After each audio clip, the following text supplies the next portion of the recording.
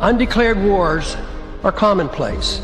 Tragically, our government engages in preemptive war, otherwise known as aggression, with no complaints from the American people.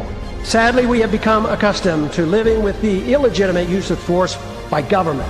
To develop a truly free society, the issue of initiating force must be understood and rejected. What if sometimes, to love your country, you had to alter or abolish the government? What if Jefferson was right? What if that government is best which governs least?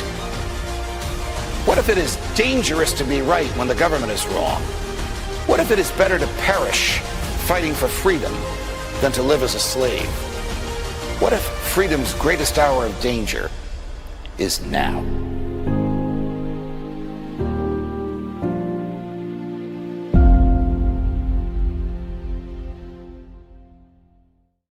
Hi, everyone. Judge Andrew Napolitano here for Judging Freedom. Today is Thursday, January 29th, 2026. We are very, very happy to welcome a new guest, hopefully a soon-to-be a regular, Sharmine Narwani.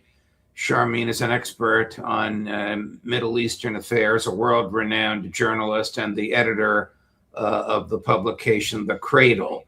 Sharmine, you are so highly recommended by our viewers and some of our regular guests. It's a pleasure to meet you, and I'm happy that you're here with us to give us your view, your understanding of events in the Middle East. I know you want to talk about the UAE and Saudi rivalry, but before we get there, just some basics. How did an ISIS killer, a human being who cut people's heads off, become the president of Syria? Self-proclaimed president of Syria. He had a lot of support throughout the Syrian conflict. He was groomed and prepped for this. We saw it in the latter days, meaning after he had taken Damascus. We saw the suit and tie go on, the trimmed beard, etc.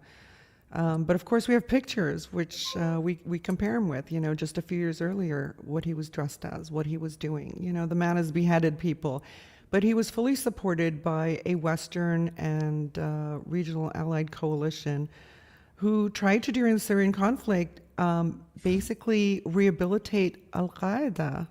I don't know how Americans have managed to, you know, find this palatable. They rehabilitated Al-Qaeda and changed the name of the organization several times in order and you know, helped promote ISIS as the dangerous one.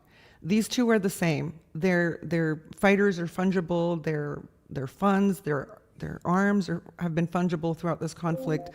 They're one and the same, but they created that distinction. I mean, it's propaganda 101. Propaganda 101. You say the self-proclaimed president of Syria. We know it's self-proclaimed, but recognized by the West. Is he recognized by the Syrian people or just a certain sector, whether it's ideological, religious, ethnic, or geographical, that recognizes him? I think there are a lot of Syrian who recognize him. Certainly within the Sunni populations, you'll have a big chunk of that. Certainly the minorities in Syria have a real problem with him being the self-proclaimed president. Shada himself has shown antipathy towards elections, and so we will not actually know if the Syrian people are majority in support of him unless we have elections. I mean, that's the clearest indication. Right. Well, why does Donald Trump seem to love this creep? Because he's good looking, according to your president. Do you know, Trump is not nuanced in his understanding of this region or much of the world. And so when he's presented, you know, with his sort of like fluffers in the background who tell him this is a good guy, this guy's with us, you know, we can work with this guy, he's just going to go for gold. And it's kind of embarrassing. I'm sure all the sort of mid-level people who've in the national security complex in the US who have slogged through 2 decades of fighting Al-Qaeda are horrified, you know, but it doesn't reach the top levels. And that's where Trump gets his guidance from. Interesting. So tell us about the control of Syria. I mean, this so-called government of al-Jilani clearly doesn't control all of Syria. Is some of it controlled by the Turks? Is some of it controlled by the Israelis? Is there a portion controlled by the Russians? The Russians aren't on the ground yet, though we did hear mutterings, I think 2 months ago, that they would position Russian military forces, not a huge number, but enough maybe to deter the Israelis in the south and the Syrian Golan. And I think this is something that was backed by the White House. They, in fact, wanted to get to normalization. Trump is all about normalization. It's how many notches he can get on that Abraham's Accords, belt. And the Israelis keep moving the goalposts on that. So he thought, well, maybe we can contain them a bit, because in any normalization deal, the Israelis will have to be out. Why would Syria normalize with Israel unless they were, respectful of its territorial integrity? The Turks are in the north, but the Turks are very closely allied with the government in Damascus right now. They're sort of glued at the hip. And right now they're working on reducing the U.S.-backed Kurdish autonomous zone and removing the SDF, the Syrian Democratic Forces, which are basically Kurdish secessionists, from the picture. And that's where the struggle is going. Israel invading Syria has made Turkey sort of switch positions a bit. They are in a hot rivalry now. So lots of things happening. Of course, there's a Druze corridor right at the south of Syria that has now started working with Israel. And when I was in the Syrian theater, I can tell you the Druze did not like Israel. They often said to me, the ones on the border, said to me that when al-Nusra fighters would come in and try to take their villages, they always received cover from the Israelis. So they've never liked the Israelis, but now they're colluding with the Israelis because the devil, well, we know this is the devil, but we're more frightened about what could come out of this takfiri, hateful, minority-hating government in Damascus.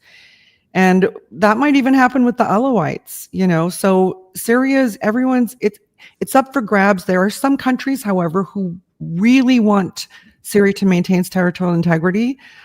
Israel is not one of them. The U.S., I think the U.S. Establishment is always split. You have the Israel firsters and then the others, right? So there are those, certainly the Israelis lead that pack, who would like a divided and weakened Syria. Doesn't Netanyahu and his right-wing coalition covet Damascus?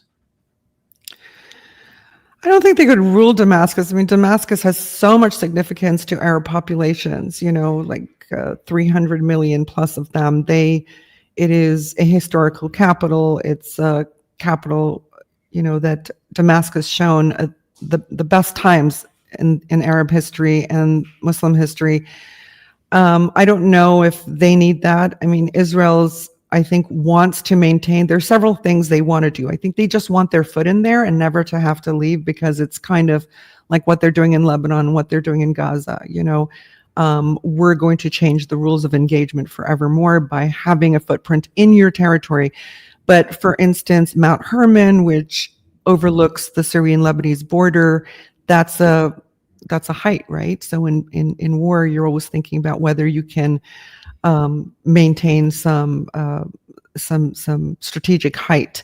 The other thing the Israelis will want is the water resources in the south, in the Yarmouk Basin, which borders Jordan. This is a problem, as you'll, I'm sure, know, that the region has suffered drought for many years, but has an extreme water shortage. It is a national security issue for most of these countries, but Israel wants to grab their resources.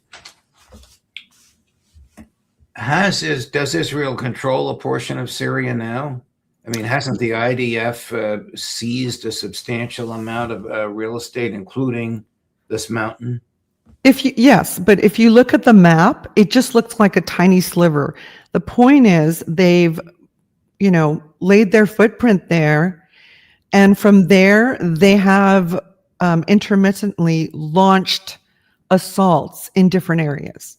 And ultimately what the Israelis would like is a clear-cut route along the south of Syria, along the Jordanian border, through the Druze areas, into potentially Iraq. Where they then can share a border with Iraq, even though it's occupied territory. So there's a lot of strategic interests that the Israelis have in this. And this is why when Ahmad al-Shara went to Washington late last year, everyone expected normalization to be announced. But at the 11th hour, the Netanyahu government, as he is wont to do, move the goalposts. And it is essentially Netanyahu who scuttled that deal, which made the White House very unhappy, but they've regrouped and they're pushing it on another front now. They have a Jordanian room where they all meet to talk about these things. And we'll see. But the Israelis ruin every chance for a ceasefire they can. They kind of like that they can move into Palestinian territories, into Lebanese territories, into Syria at will, even in northern Iraq, where they're very well embedded with Kurdish autonomous authorities there. Is Hezbollah still in existence in Lebanon? Absolutely. It's still in existence, but it has really been scaled back in terms of power projection. As the months go on, you hear the kind of discourse from sort of pro-US types and even pro-Israel types that you've never heard. I've never heard in the 14 years I've been coming to Lebanon. I mean, absolutely stuff that, would get you jailed before, not against Hezbollah, but any Arab leader. You can't. And in fact, the Lebanese government is now really clamping down on freedom of speech. You can't criticize Lebanese leaders, but it's fair game for anyone in Hezbollah. And the Israelis, of course, have moved the goalposts on the ceasefire here. They've not ceasefire from day one. They've escalated very recently, but that's because there's talks they're trying to push to force the Lebanese government, which abided by the ceasefire and disarmed Hezbollah on the south of the Litani River in Lebanon. They are now trying to make it countrywide thing. They have not abided by any terms of the ceasefire, but they want Lebanon to go over and beyond. So is Hezbollah still a threat to Israel?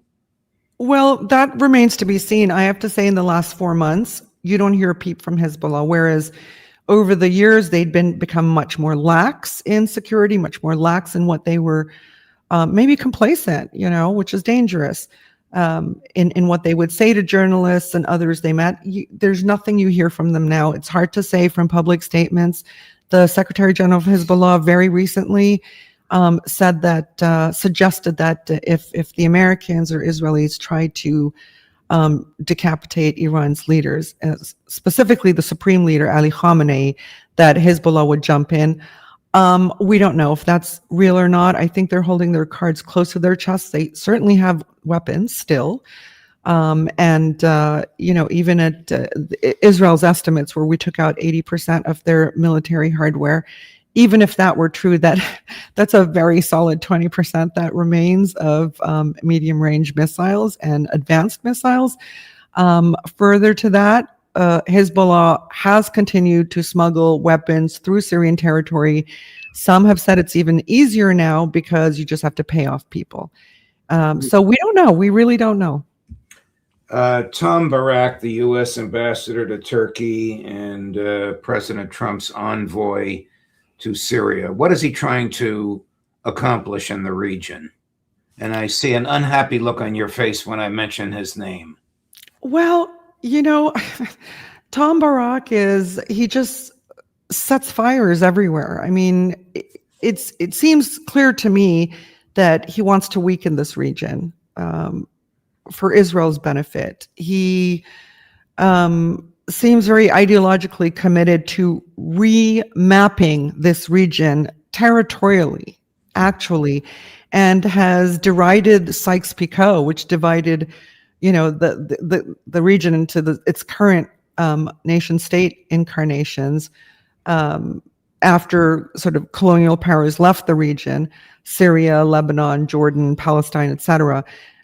He derides the Sykes-Picot and talks about new borders and new territories. So I frankly find him more in line with the Israeli line of thinking. He does present himself more as an Israeli firster in the kinds of things he does here. Very anti-Hezbollah, not reasonable or rational. On Syria, it seems he's okay with divisions. But like I said, there are two camps in the U.S. establishment, the Israel firsters and then the MAGA folks, and their foreign policy visions are very different, and they're quite at odds with each other now. As you can see in social media and the various podcasts that are going on, there is a real split there. Yeah.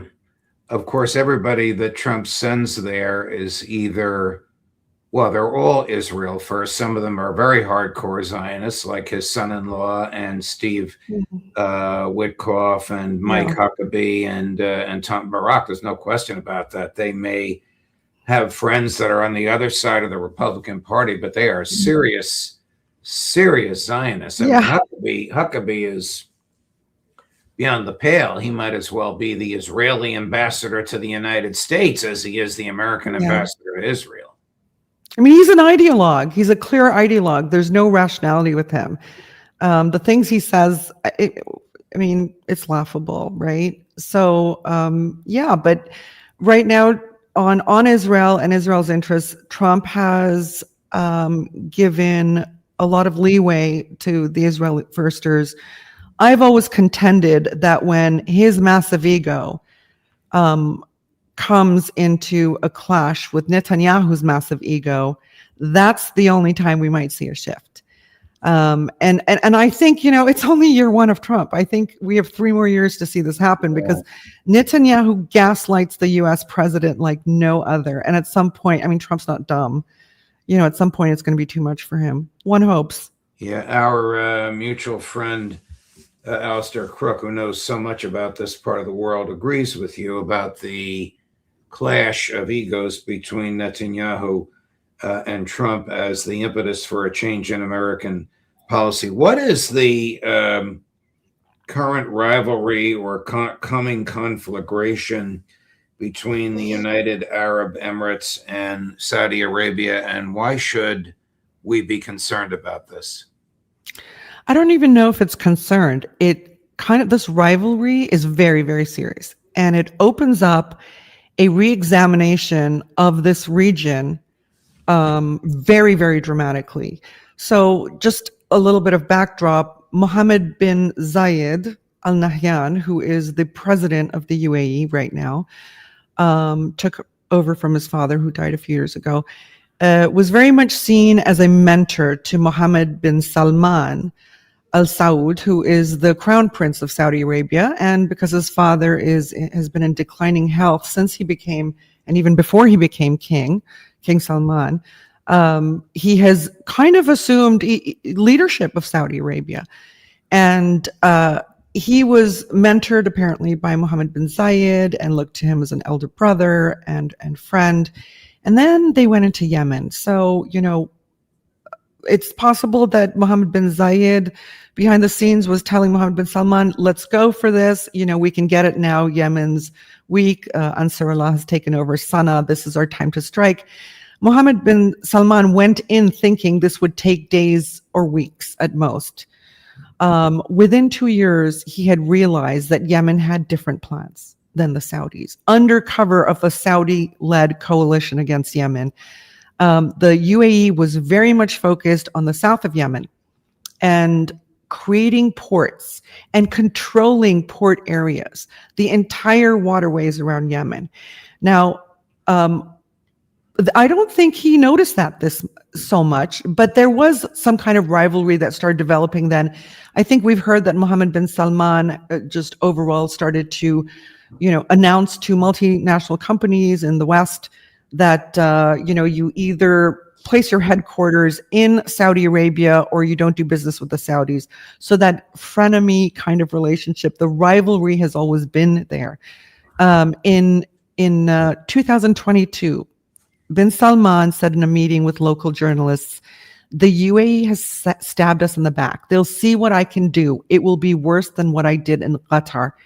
In 2022, there was, that rivalry continued and we could see it, but we had that kind of language was very surprising. What's really going back on behind the scenes? But if you look back to even 2009 in the WikiLeaks cables, the Emiratis were saying that the UAE considers Saudi Arabia its biggest strategic and security threat after Iran, not Israel, Saudi Arabia. I can tell you from my own observations, the UAE has, certainly since the Arab Spring and before, been building up quietly these mercenary armies of Colombians and other nationals.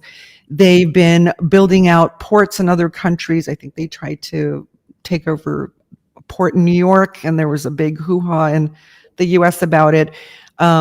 They've been setting up military bases in the Horn of Africa, but very quietly behind the scenes, And now we can see that the UAE has had an actual plan. Oh, they brought Eric Prince in as well, right? Blackwater, to come in and create a blueprint for using these mercenary armies and creating networks to smuggle out gold from Sudan and other places. Let me just stop you for a minute. What are you talking about? Somebody tried to take over a port in New York.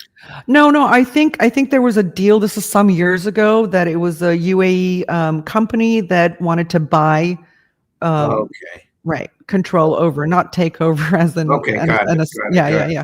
Is the region, Chris, if you want to put the map up again, is the region ready for the consequences of a major Israeli/US war against Iran? Wait, before we go to that, if you don't mind, Judge, I want to explain this map because, picture's worth 1,000 words. Go ahead, explain the map. Keep it up there while you're explaining it. So that you can understand what the UAE has been plotting for years, okay, you can see the Persian Gulf on your right there, right? And you can see the UAE abutting it and the Strait of Hormuz, which the Iranians could shut off, right? The UAE wants to be part of the massive rush towards controlling trade corridors, okay, and then having strategic say over who can move here or not. That is the big global geopolitical power struggle right now that's manifesting since the Chinese launched their Belt and Road Initiative, right? You can see the UAE has no way to get to Europe by land, okay? Saudi Arabia cuts it off. So the UAE's massive attempts to buy ports, to situate military bases all along the Indian Ocean, the Gulf of Aden, into the Horn of Africa, and then up the Red Sea through Israel, not through the Suez, but through Israel, and then on to Europe. While the Saudis have a land route, cheaper, faster, within their territory, that they can build across from the Persian Gulf to Jordan, then through Syria and Lebanon to the Mediterranean Sea, correct? The Saudis figured out that the UAE are trying to get chokeholds for the Saudis, okay? If they can get control over the Bab al-Mandeb, right, where you see across from Yemen, if they can get control of that with Israeli help coming down the Red Sea, they can, unless Saudi has its land corridor, they can also choke Saudi Arabia from two places. You have the Strait of Hormuz and you have the Bab al-Mandeb. When the Israelis recognized Somalia, the penny dropped in the biggest way possible. It's not Somalia, Somaliland, all right? Because you can see Somaliland is right across from Yemen, right? That meant they were going to encircle that strategic, opening, Bab al-Mandeb, and exert control over it. Further to that, the Israelis and the Emiratis are very happy with crisis-laden Lebanon and a crisis-laden Syria, okay, and a divided Lebanon and Syria, which would mean that a Saudi land route would be difficult, correct? So you understand what I'm saying? This map really shows the picture. UAE needs these ports. But what the Saudis have done in response to Israel's declaration, recognition of Somaliland was huge. It's hit Saudi media. They're calling the UAE a Trojan horse for Israel in the region. They absolutely, the Saudis went ballistic. They've kicked the Yemenis, not just out of, the Emiratis, not just out of southern Yemen, but out of Socotra Island, in which we understand that there was a Israeli base there alongside a UAE one, that's all been. Let's move to the likely consequences of Israeli-U.S. attack. I don't know if invasion's the right word. Trump says he doesn't want to put boots on the ground. Attack on Iran. Okay, so that's why I wanted to explain the UAE Saudi thing to you, because now you have a new bloc in this region, which is everyone against the UAE and Israel indirectly, correct? So all the so-called moderate Arab states, even members of the Axis of Resistance, even Turkey and Qatar, who had their own axis, are now vehemently against the UAE and its projects, which kind of puts Saudi Arabia and Iran also in the same corner in many respects, which is, I think, why the Saudis so fiercely are against a U.S. attack on Iran. The Saudis, as kind of head of the GCC, Gulf Cooperation Council, are having a fight from within, and they don't want to fight from outside as well, right? This will put a lot of pressure on Gulf states. If the Americans try to, as Trump is promising, to encircle Iran and block Iran's routes, Iran has a Cassie belly, right? The right to respond to that and could shut off the Strait of Hormuz, which absolutely impacts Saudi Arabia's, oil exports and all its trade. And the whole region shifts. This could bring down some Gulf monarchies. If Iran wins, on the other hand, if Iran strikes a real blow to the Americans or Israelis, that would make a much more powerful Iran. Something also the Gulf countries will be worried about. This is, whoever in the Gulf who has Trump's ears now, we know that the Qataris and the Saudis do very much after Trump's last trip to the region, because they promised him trillions, right? They are saying, don't do this. This could be gunboat diplomacy with the USS Abraham Lincoln heading there. It could just be for show. There could be a limited strike. We don't know, but Iran has rejected even a limited strike. They're like, no, we will react to this. So Chris, it's hard to say. Can you put the map up again? Where is the American Armada? Where is the USS Abraham Lincoln and its support fleet? I don't actually know. I should have looked at this before we came on the show, but the Yemenis are now saying if they come into the Red Sea, they could be attacked. So there is a limitation.